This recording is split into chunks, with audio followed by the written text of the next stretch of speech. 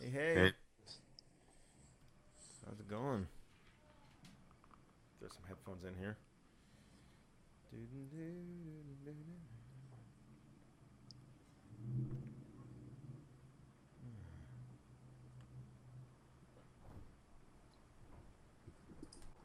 How are you, my friend? I am good. Fix my hair a little bit. You never had So, that problem. No? nope. It's like, is it Always right? perfect. Always perfect. All right. I can't hear you. Oh, you You're can't hear me? there. You can hear me now? Yes. Okay, Yes. this Yeah. You needs to need to be be turned close to the up. mic. I'm gonna turn this up. How's that? Is that better? Oh, that's like really loud now. That's really loud? Okay. How about that? How about that? Is that good? That's not too loud? That's good. Okay. All right. Cool. So whose turn was it to come up with the topic? I actually forget. I think it's yours. It is. I didn't think of one, but Okay, I have one. Um, well, I want to point out this quote first, which is not really a topic because there's not much to discuss, but I thought it was kind of interesting. Can you read that? uh, not Okay. completely. It's something I heard from Nietzsche. He said, every era faces particular psychological challenges, and it's the task of the philosopher to identify and help solve these. And I just like that. I don't know. It's like a really simple kind of reminder to me that, um, it's like our job really isn't to solve problems that are necessarily always timeless. I mean, in a sense, they're timeless, but it's always within the context of what's happening today. It's always within a context of what our particular generation or time here and this country and um, it's always kind of what we're facing, and then we kind of play these um, philosophical concepts off of what's actually happening now, Mhm. and that's so in that way it's like there'll never be one book that solves everything because it's always our job to put things in context of what's going on now. I kind of like that. Yeah. I'm thinking of it as both. It's like the third option again. Uh, all right, so, 2 minutes and you're there. Go for it. It's like because it's both timeless and immediate. It It's in is. the context of what's going on right now, but so often we're just rediscovering wisdom from thousands of years ago. It's just like, oh yeah, that applies here too. Yeah. But there's also sort of a need to rediscover it and sometimes discover it through what's going on right now. Yeah. Like I love the example of sort of the someday I'll be okay kind of thing. It used to be heaven. We used to have heaven as a thing. So people would be like, yeah, if you're good, you go to heaven and then everything's great, right? Hmm. And today, if you said that, most people would say, yeah, listen, man, that's kind of whack.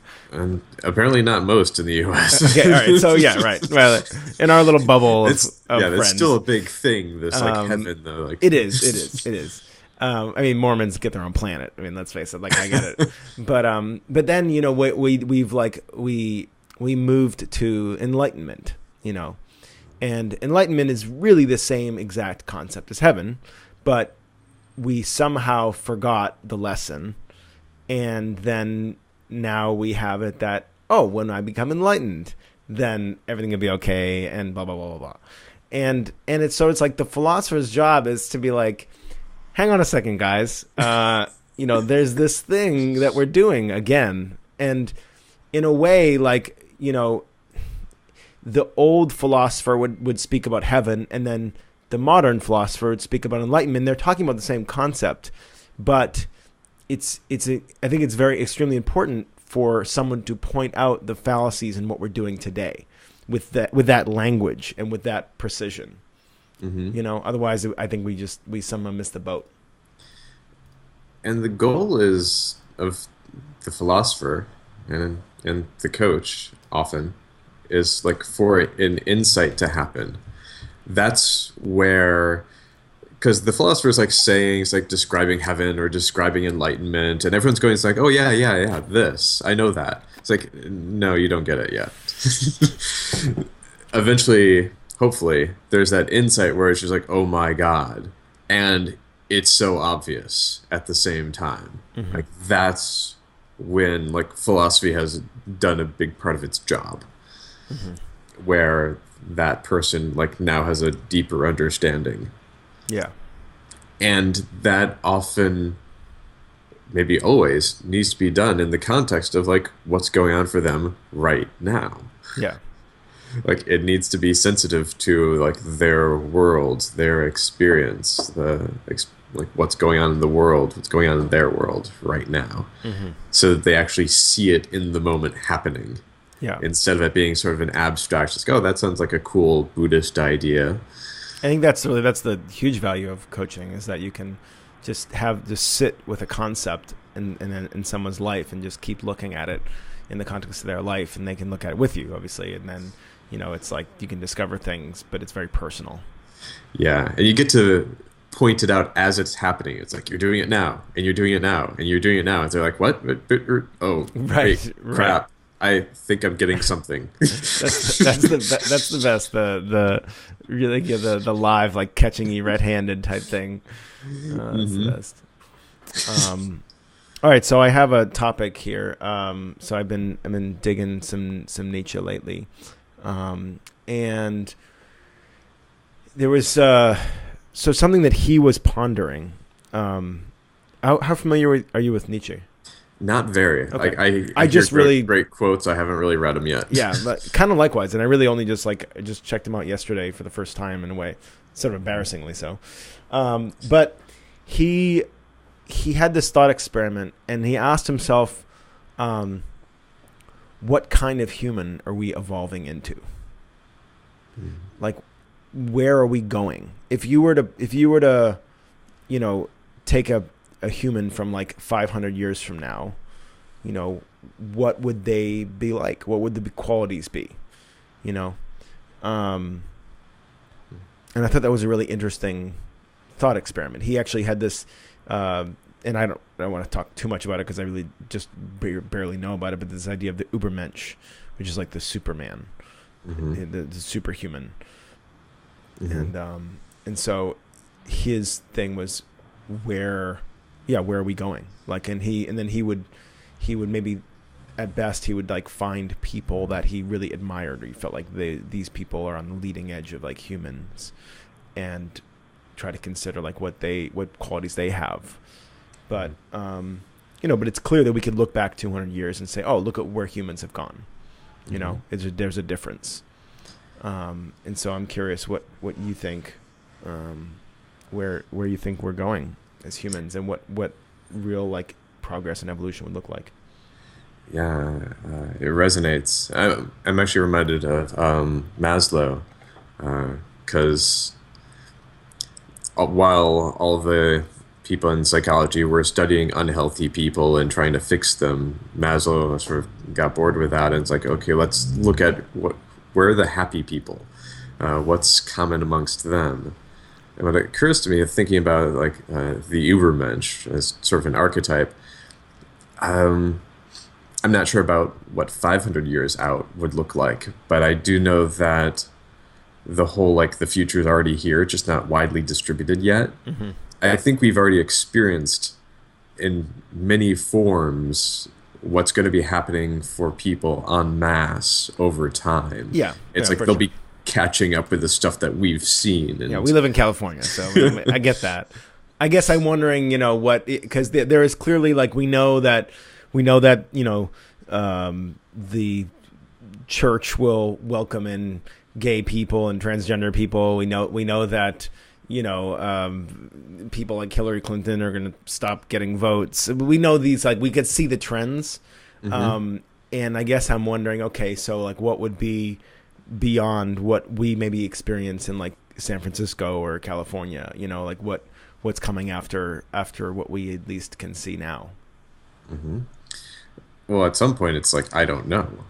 Well, yes, yes, but I'm excited to find out because like, ooh, it's like and what more line of potential. development do you feel like is going to be there? I mean, clearly it's like, you know, if we made better technology, maybe that would or would not be an evolution or like a step forward in a sense.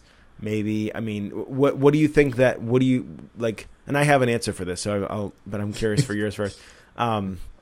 Like, where are we gonna track forward on that?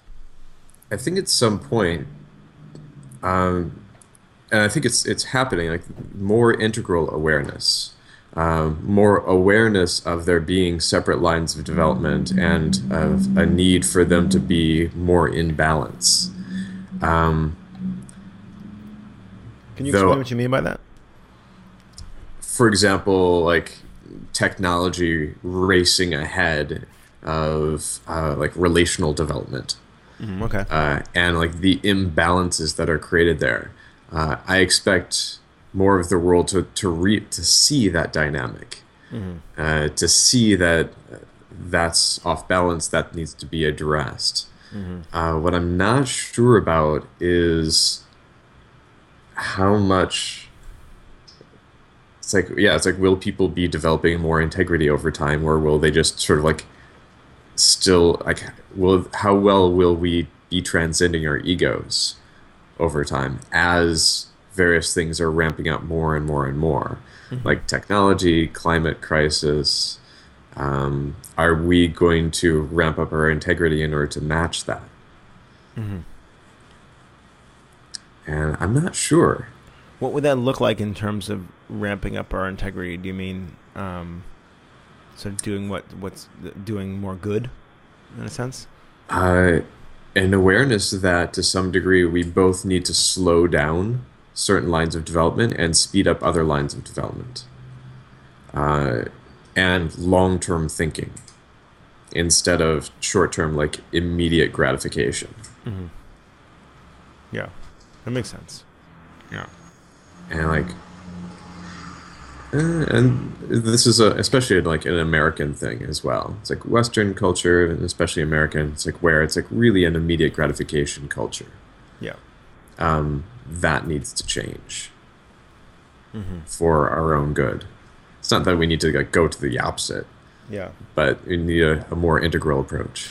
You know, I just got back from 3.5 weeks in Europe, and I was in, 4 different countries, and one of the interesting things that is simultaneously I have pride in and also kind of frustrating is the fact that America is clearly not leading the world in a lot of the stats, when it comes to whatever obesity, education, health. like we're obviously not leading the world, but in another sense we do lead the world.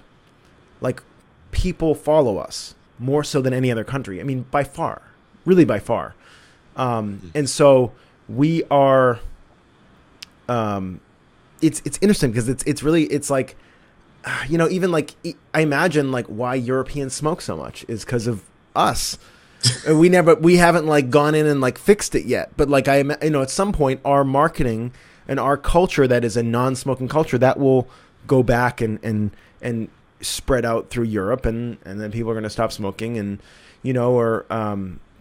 I just it's like it's so interesting that there is a burden of responsibility on us, and clearly we're failing in some places, but we're also evolving, I think maybe faster than other countries because we have to, even though it's, I don't want to say evolving, but I'm saying like we are like, we're having this, our mistakes are really more obvious. Like, like, I mean, look at like a Donald Trump is like it's like a blaring, it's like a gaping wound. Yeah, it's like maybe something's wrong. And so it's like, but I think that for whatever reason we seem to like get that, it's clearer for us. I don't know. I was just really thinking about that. I didn't have any conclusions to come to, but I was just really appreciating this and thinking about it as I was traveling Europe and seeing the effect of American culture, both positive and negative, and realizing that whatever we are, they're gonna be, at least for the short, the next couple hundred years or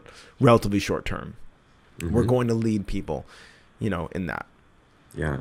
I wonder how much the people here who are having, like, who are ultimately having that impact in Europe, do they see that? Do they know that that's happening? Like people that are, let's say, the head of a record company or something, or what? Yeah, it's like a record company, like advertising, marketing, just like, do these people realize the waves that they're having in the world? Yeah, I don't know. Or is it more sort of like a myopic, just like whatever makes money? Yeah. I mean, one of the things as a musician and someone who pursued a music career for a while and really wanted to be, famous and huge, one of the really interesting things that I realized is that if you make it in the U.S. market, you're kind of by default making it in the world, which is not true for other countries. If you make it in Sweden, you're not necessarily making it around the world. Yeah. But if you go around the world, you see the people that have made it in the U.S., for the most part, be popular in other countries. It's like make it in one country, then maybe like come to the U.S., try to make it there, then you can spread. Right. It's And like the gateway to the rest of the world. Right. In entertainment, in a lot of ways, And it's true with movies too. Like it's like, oh wait, we have 600 million people here. That's a good market, but like by default, you're getting another couple billion people because the market here is the world market for entertainment, anyways, and lots of other stuff. It really seems like U.S. has media, like world media cornered. Yeah, I mean, YouTube is that was developed in the U.S. and all that, and for the U.S. market, and yet it's like nope. It's worldwide. There's probably way more watchers around the world than there is in the U.S. And just because we came up with it, and and then the internet, of course, is making it even more possible for us to have a global impact, because there's no difference between a watcher here and a viewer in India, or obviously China probably doesn't. I don't think they have YouTube, but that's really fascinating. Yeah, and an interesting side effect of that is that the entrepreneurs who want to create something great come over to the U.S. to do so, which makes sense for them. But is there anything lost in doing that, or is there definitely there's an influence if they come over here to do their work? Clearly, it's going to be Americanized to some degree, depending on where they're at and within the U.S. Yeah. So there's even a flavoring of people from other countries creating things, but they come over here to do so because they want it to spread. Yeah. And maybe that particular personality is attracted to the U.S. So it's not like when we get an Elon Musk from South Africa, it's not that we're getting the typical South African. We're probably getting more of a South African that relates to... But they're not all like Elon Musk. I don't know. Wouldn't that be nice? Talk about evolution. I mean, we'd be really far ahead. But, it's like we're not getting maybe a typical South African person. We're getting the South African that resonates a lot with values that we have here. True. We're getting the people who already resonate. It's like when you go and, when you meet travelers abroad, you meet travelers from their countries. You're meeting people from that country, but you're also meeting the people who are living boldly enough to just throw out everything and travel the world. So you're meeting the travelers from that country. Right, exactly. Yeah. Fortunately, in a way, right? It's kind of nice. Travelers are great. And then, they do, I think, do a good job of representing that country. Yeah. Especially if you like travelers. Yeah. Which tends to be true if you're a traveler yourself. Exactly. Yeah, everybody gets along. Yeah, so I guess back to this question of the superhuman. I think the line of development is interesting that you mentioned Maslow, because that's actually exactly where I went. I think the thing that when I looked over time has significantly decreased and will continue to decrease but we still have plenty of room to grow, is that line of the need to belong. So in Maslow's hierarchy of needs, there's the security and the safety and there's something like that. And then there's also the transcendence and all this other stuff. But really right in the middle, that kind of gatekeeper is your need to belong. Hmm. and, be approved of and validated and all that kind of stuff. And I think that for me, where we're going is we're going to self-source that more, or we're going to not give in to that impulse as much, and be able to be more creative and be more self-confident and have more self-esteem. And I think we're starting to see the and when I say starting to see, I mean over the last couple hundred years or 1,000 years even, we're seeing the fall of the institutional power, Hmm. right? And I think the internet's obviously a great thing because of that too. Because now I can have no religion, I can work from home. I don't have to work for anybody. I can connect with friends around the world that are like me through the internet, like so. Right, you're in San Francisco, right? Yes. So I can have these relationships, so I can have a community. I can have that support. I can move away from my family, because I can call them up and FaceTime with my parents every week, and I don't have to be in the same location, growing up in the same house as my family. There's also other side effects to that and stuff, but I don't have to. I can be totally independent and totally myself, and I won't die, starve, not feel loved, all this other stuff. I can actually survive like that, whereas a couple hundred years ago, that would have been extremely difficult. I mean, people did it. I mean, Nietzsche was in the 1800s, and he was coming up with these ideas, but it was way harder to go against the grain. And I think it's becoming easier and easier and easier to do that in a really exciting way, because I think the more we can let go of that need to belong and transcend that kind of like, oh, well, I don't really, I'm going to this club and I think some of what they say is bullshit, but I want them to like me, so I'm just going to shut up. Like, I think those clubs are slowly going away. Or there's other clubs that their values are, hey, we want to hear what you have to say. The value of a group is the individual expression. I mean, like Burning Man might be a great example. And even though, of course, even Burning Man has its own group field, right? There's that. Still very much a club. It's still very much a club. I mean, it's maybe a more modern club, but like, for example, there was that living art piece, I think that happened either last year or the year before, where a guy been a burner for like 20 years, something like that.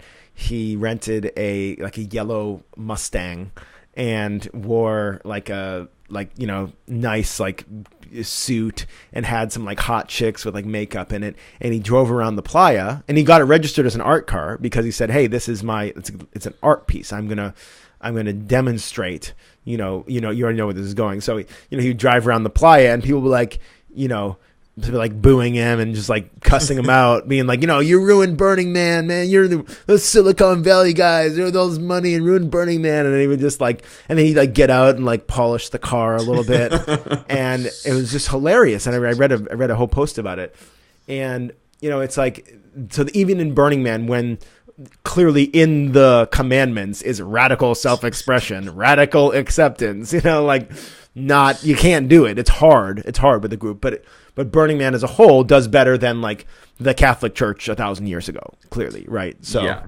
I think that's where we're going, and I think that, to me, that's where the superhumans will be like fiercely self-sourced, because they all transcend that need to belong to more of an extent.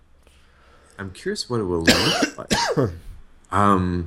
Because there's like, I've been witness to a lot of evolution, like within relational realms of, it's more like different ways of that layer of belonging being sourced, and a lot more creativity.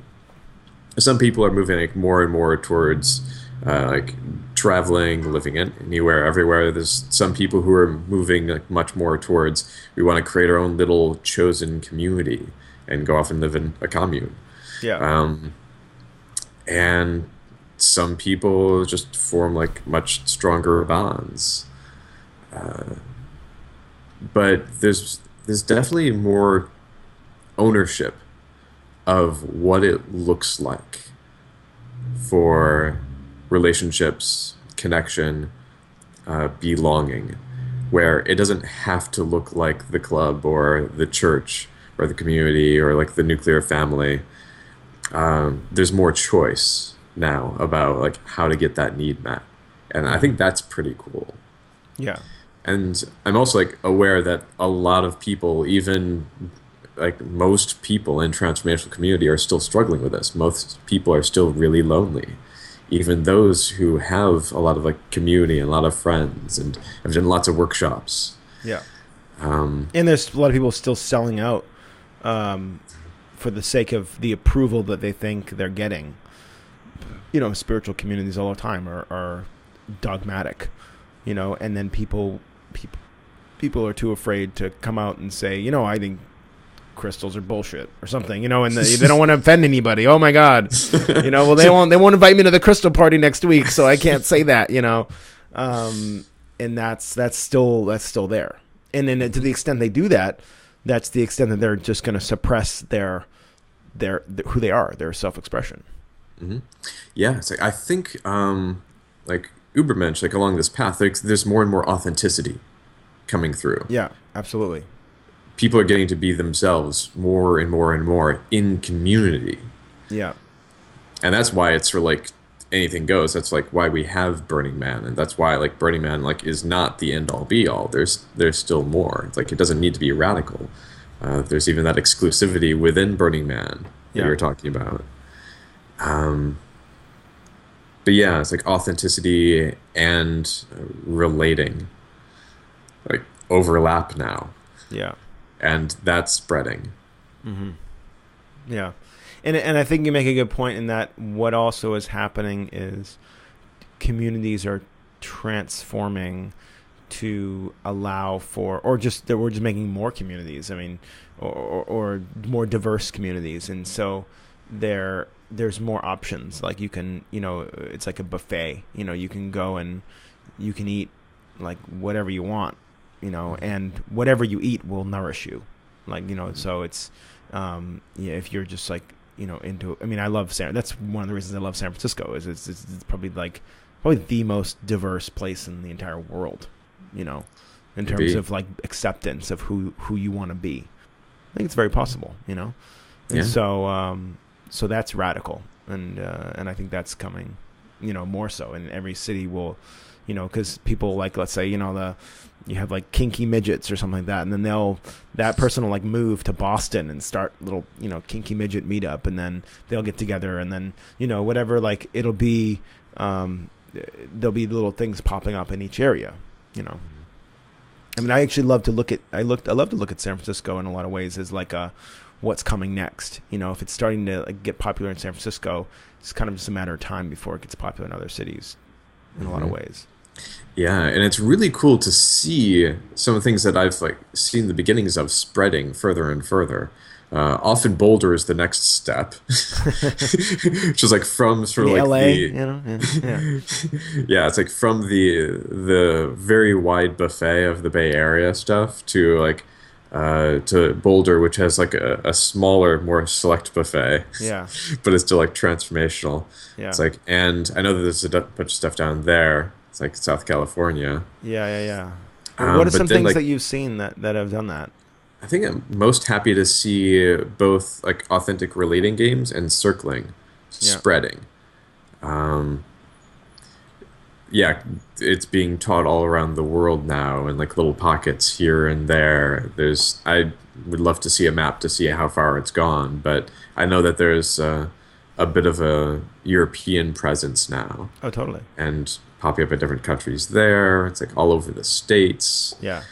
And yeah, I'm happy that that's spread. That's one of the things I was worried about earlier on. It's like, this seems like this is sort of like stuck in just the Bay Area. It's like, how do we get this out? Hmm. Yeah. And part of it is by not trying to own it, And I think but rather be that community does an encouraging awesome job of that. To be honest, I think that's amazing. And Paula and I, have do something kind of similar in the workshops that we do, and then even for I think we did one or two workshops that we just called authentic relating, and we invited people in that community, and all we ever got was just support and encouragement from people. Like Michael Porcelli's down here, and he was like, "Oh, we're psyched. Let's, great. Send you people. do it. And this is like, it was so cool. There was like, there wasn't this kind of intellectual snobbery that happens sometimes about like, well, I came up with that. So like, so it was very cool. Yeah. I hit up against a bit of that when I was starting stuff because I was in the Bay Area. Because there is a bit of competitiveness here. Yeah. Because there's all these different things that are overlapping and to some degree competing. It's like, oh, do you go to these relating events or these relating events? Yeah. Now you own that though, alchemy. You own relational alchemy. You yeah. own relational alchemy. I if anybody else comes out and does that, you're gonna kill them. Well, now I'm sort of disappointed because I've sort of moved away from it, and there's so many things I created that haven't spread. There's like a lot of adjustments that I have to relational work where the work that spreads is like you missed the stuff that I created. I've got stuff for you. Do this too. Yeah. There's better ways to do it. Yeah. Yeah. Yeah. It's true. And yeah, it's like things like Intimacy Fest are being created, and all over Burning Man and all the festivals. There's relating stuff. Mm-hmm. Yeah. Ecstatic Festival. Yep. Ecstatic Festival. Yeah. It's funny, our little small bubble of stuff. And I liked your point too earlier about this idea that we're gonna, or we need to, or maybe we're starting to adjust to balance out the things. Like, we're gonna have more intimacy fests and less like technology conferences or something, or I don't know, whatever we feel like wherever we're imbalanced, we're gonna start seeing, okay, we need more of that, or we need like pay teachers more so we have better teachers, and so, or we need to like have healthcare be a right for people so they feel like, good. No, that's radical. I know, that's a crazy idea. That's like what they do everywhere else in the world. We need to like take care of people's health. I don't know about it. Anyways, but I like that point, is that, and I think we are slowly seeing that. I mean, certainly I think if you look at the corporate world, I mean, the corporate world is starting to get the maybe since the 70s, and has incorporated this kind of idea of quality of life, which is really cool. And then you see the newer companies, and you see companies like Google, and just have a massive focus on their employees' quality of life. Mm-hmm. And that's super important. Yeah, it's like I love that Google is so on the ball with that they're such a role model, so that if there's any company that I talk to, or in just sort of philosophically, who's saying it's like, oh, well, that doesn't sound efficient, or that sounds like a waste of money or resources or time. We want people working nonstop. It's like, look at what Google does. Right. Yeah. It's like they've researched like what works, how to get the most out of the people working there, which isn't by bleeding them dry. It's by like having them have a very fulfilling, a very like well-rounded lifestyle at work. Yeah. What are some of the stuff that they do? I'm actually not as familiar with their practices, Sort of like the amazing selection of food, gourmet food. They have sleep pods, the variety of office situations that you can choose. Like, I know that they actually have like offices and open spaces. I'm trying to remember. It's been like so long since I've been there. They've sort of optimized the culture so that I think I've heard before, like, that most people, at least maybe this is just tech workers or just like knowledge workers, you have maybe 2 good hours per day. Yeah. Where it's like you have the energy, the insight, the inspiration. Mm-hmm. And Google, like the campus, was designed around making sure that when that time comes, when that insight comes, you're able to totally capitalize on it. Mm-hmm. It's like that you're well-resourced, everything that you need is on hand, all the people that you need are on hand. You're completely supported in getting those 2 hours. Yeah, that's cool. And it really is designed so that you don't need to leave. Yeah. It's like if you need your laundry done or chores done, that's done for you. There is a lap pool, which is actually just person-sized, and it's moving the water, so you're actually swimming in place. Right. So is it a campus where people live too? They live there? Is I that don't think people actually live there, which no? Okay, surprises me. Maybe they just yeah, like that's a that'd be space too constraint. much, Like maybe. they can't actually handle that because there's too many people. Yeah, They might find a way though, yeah. just Well, like maybe the that would global. also that's also consideration that may be too much. Then maybe that would be like you do need that separation, in a Yeah, sense. at least go out to Mountain View and Yeah, have dinner at one of the new restaurants, yeah, yeah. I and haven't then come left back to Google Google. in like 6 months. Is Just that a like problem? in the You basement. know. Yeah, they're fortunately avoiding that, but yeah, they've created an amazing lifestyle. It's like the lifestyle that you dream of when you leave college and want to work for a tech company. Yeah, Google created. yeah, totally. Yeah. Well, have we thoroughly attacked this question of the evolution of human? Do you have anything else you want to say on this? One thing that comes to mind, which is probably just because it's the level that I'm most excited about and sort of like is the deepest grounding for me, is the three principles work, Hmm. or inside out understanding, as Michael Neal refers to it.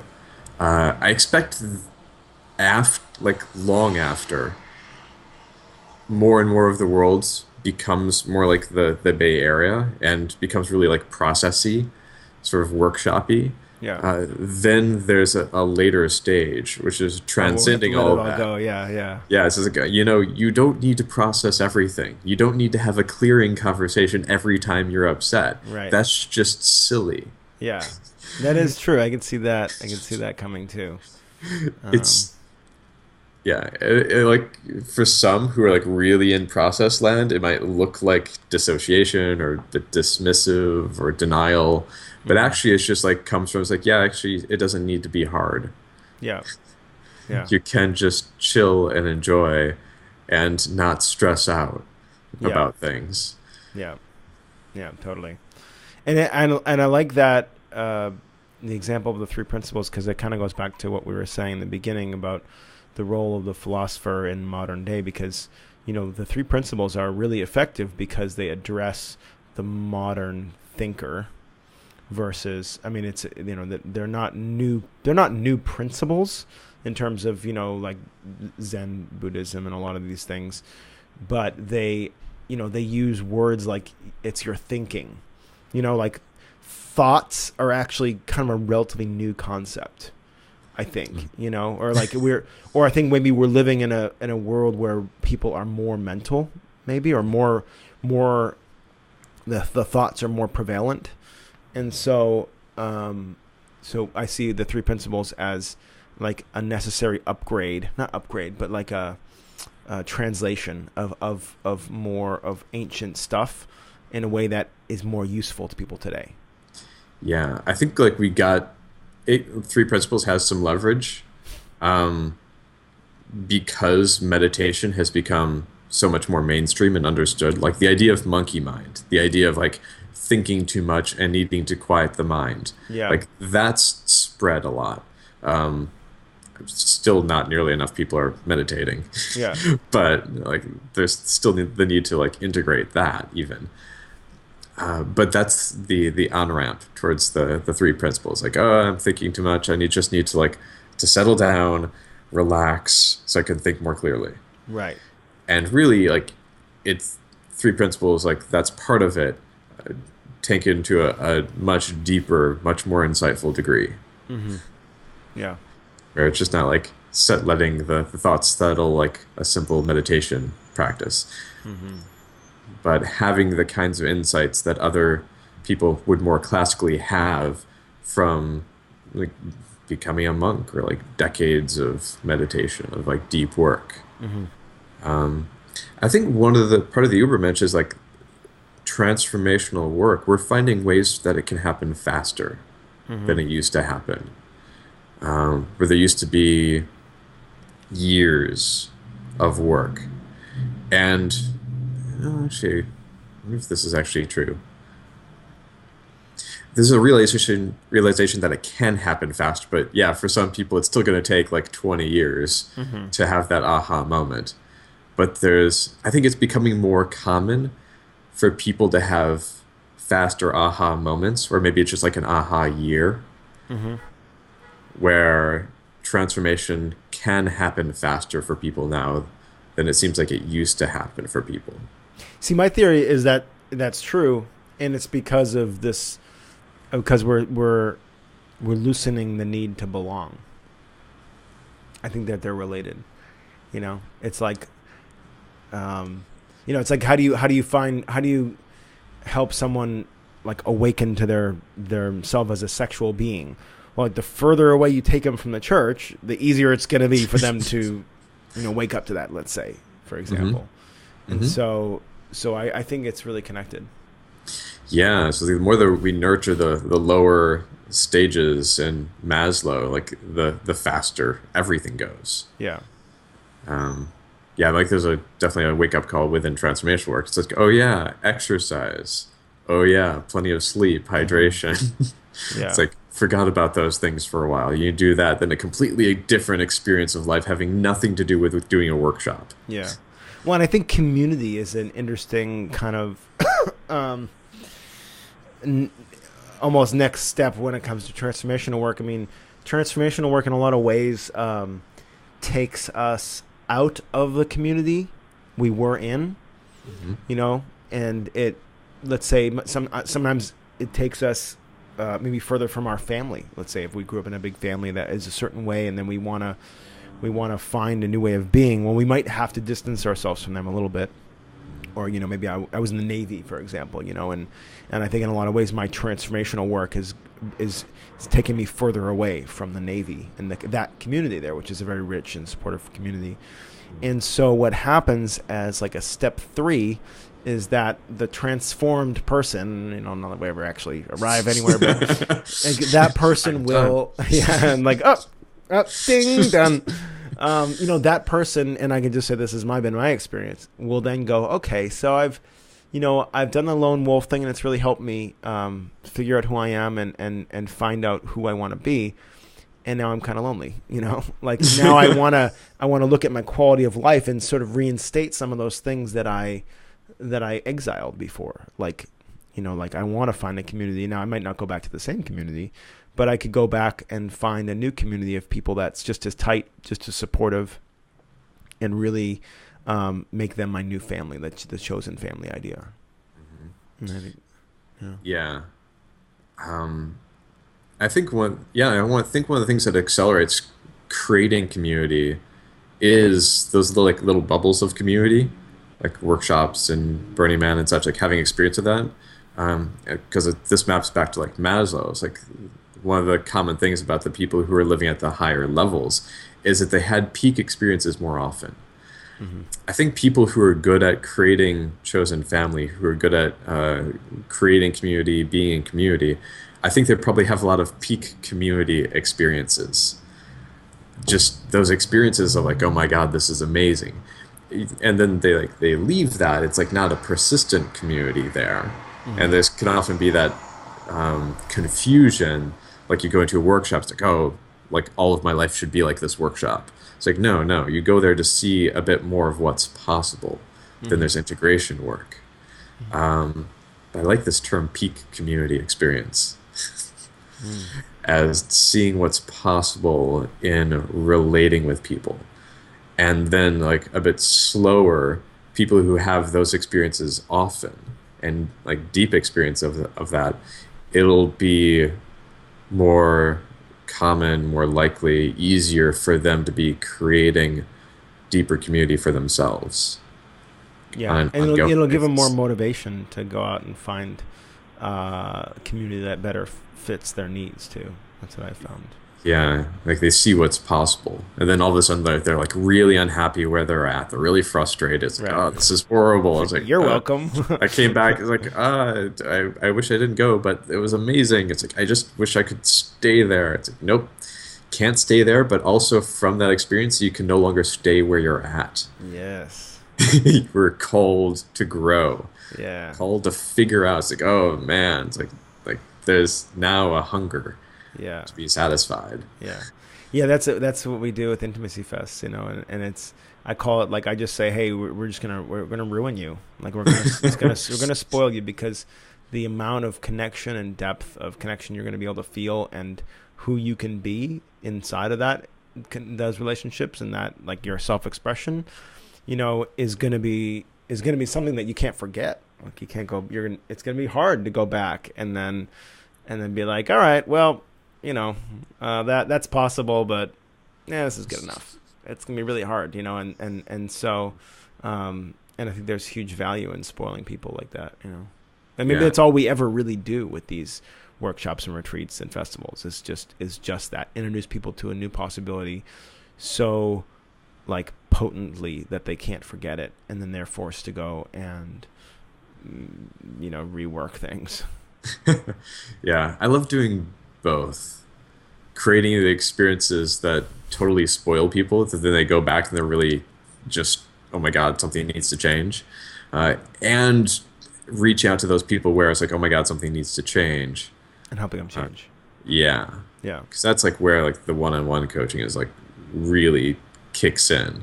Yeah. It's like I love people just coming back from a transformational experience. So it's like, yeah, it's like everyone like go to Intimacy Fest, then talk to me. Yeah. It's like a good order of events.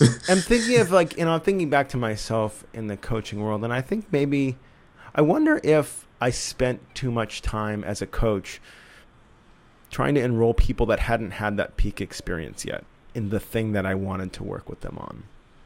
Yeah. I wonder about that. I just thought about that. Because I think it's true that is a really nice place that coaching can take place, and that's also kind of why I went into the more of the transformational experience business. I just wanted to do that for people and then say, all right, go, you're on your own. Go talk to others. Go. Join the Facebook group of this people that just went to this workshop and talk to each other. But I think that is really interesting, though, to actually see as a coach, be like, yeah, I can insert myself more in that place versus just kind of see everybody as ripe for that. It's advanced within coaching because it needs the coach to like really drop their ego, like because I came from the world of transformational workshops, like weekends. It's like, oh my God, lives changed. Yeah. So I already had like a high bar, and I had like a lot of attachment to people having like deep, powerful insights within coaching as well. It's just like if they didn't have like an oh my God moment, then somehow I had failed. Yeah. And yeah, I've been doing the work on letting that go, so that if someone had this like amazing, powerful experience somewhere else, being there to help them integrate that, where I'm doing less and less. Yeah. And maybe the coach's job isn't to give that as powerful a peak experience because, sure, it's a potent conversation and maybe they're there for 2 hours, but Intimacy Fest is 3.5 days. I mean, maybe we give ourselves too much credit as coaches to think that we could really, we can have a profound aha moment, but is it as deep and potent as spending a week at Burning Man? Will it ever be? I don't know. Yeah. And what we think is deep and profound isn't always what was deep and profound for them, even like within coaching. Yeah. That was the aha that I had. It's like where I started, I would ask people like towards the end of a session, it's like, okay, what did you get? And often what they got is like totally different than but like often, what I thought always. was the powerful thing. Yeah. It's like, but what about this? Like, like it seems like the heavens parted and there was singing at this point, and you're talking about this? Yeah, I know, right? Yeah. And it's for like, yeah, it's like they're the genius. Yeah. And it's just like allowing them to do their thing. Yeah, totally.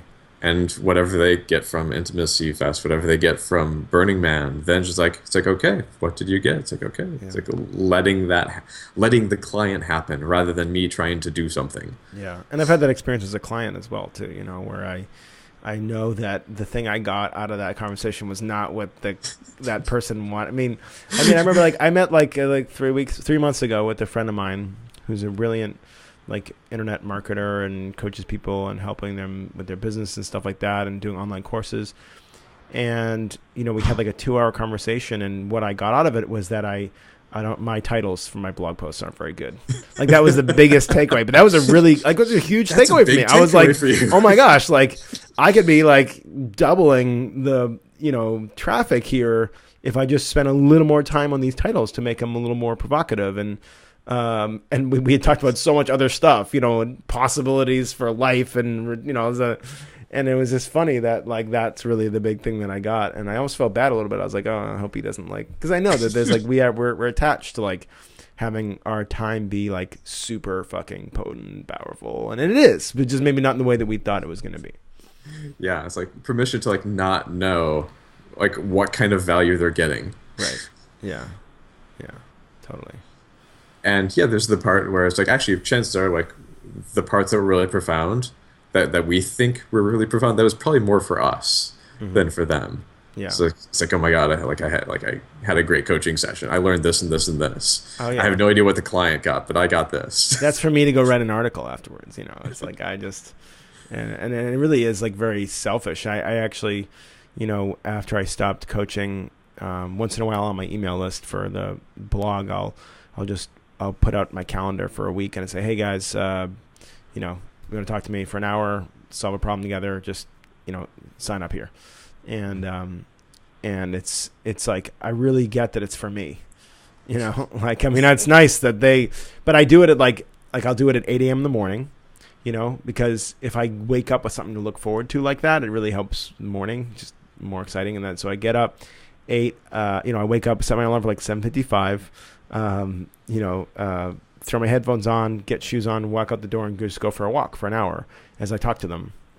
And that really serves me, not just because I'm getting up early and going for a walk, but it's like I do like helping people. I do getting that sense of like, oh, I just helped someone and it's already 9 a.m. Like I already feel like I did something today. Like that's a really good thing for me, and so it's completely selfish. That's beautiful. Yeah, it's great.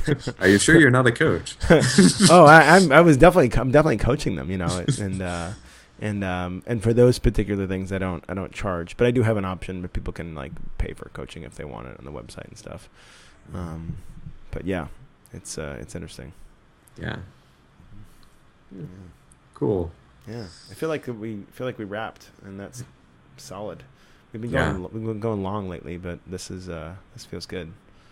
Were we aiming for less than an hour? I don't know. I wasn't really aiming for anything. We usually end up around an hour. Yeah. So this is good, man. Yeah. So, yeah.